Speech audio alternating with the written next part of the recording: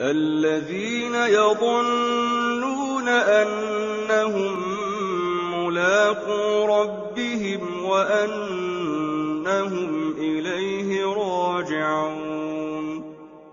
يا بني إسرائيل اذكروا نعمتي التي أنعمت عليكم وأني فضلتكم على العالمين.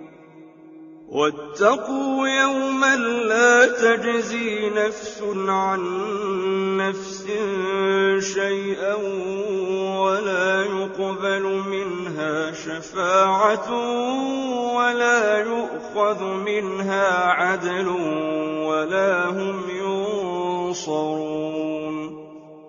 وإذ نجيناكم من آل فرعون يسومونكم سوء العذاب يذبحون أبناءكم ويستحيون نساءكم وفي ذلكم بلاء من ربكم عظيم.